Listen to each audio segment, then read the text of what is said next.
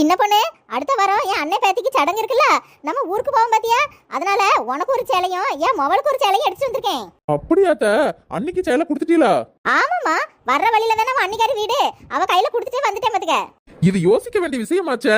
நல்ல சேலையா இருக்கும் போல, அதான் மொவகிட்ட முதலே கொடுத்துட்டு வந்துட்டோம் கிழவி. என்ன என் மருமவ ஒரு மாதிரி குறுகுறுன்னு என்னைய பாக்குறா? சின்ன பொண்ணு, என் மவளுக்கு கூட சீக்கிரமா சேலை செலக்ட் பண்ணிட்டேன். உனக்கு தான் சேலை டிசைனு கலர்லாம் பார்த்து பார்த்து செலக்ட் பண்ணதுக்கே 4 மணி நேரம் ஆயிருக்கு. அவ்வளவு நல்லவே இல்லையா கிழவி நீ? அப்படியாத்தே? எதுக்கு போட்டு இவ்வளவு கஷ்டப்பட்டு வாங்கிட்டு இருக்கிய? எந்த சேலைனாலும் நான் கட்டுவதே. பரவாயில்ல விடுமா, என் மருமகளுக்காக தானே. மலரக்கா, நம்ம 5000 ரூபாய் சேலை வாங்கினா 500 ரூபான்னு ஒரு தள்ளுபடி ஒரு சேலை தந்தா தெரியுமா? அந்த சேலையை நான் கட்டி பார்த்தேன்க்கா, முளமே இல்ல. பத்தாதுக்கு அங்க இங்கன்னு ஓட்ட ஓட்டையா இருக்கு. எப்படிக்கா எனக்கே பத்தல, உங்க மருமகளுக்கு இது கட்ட முடியுமா?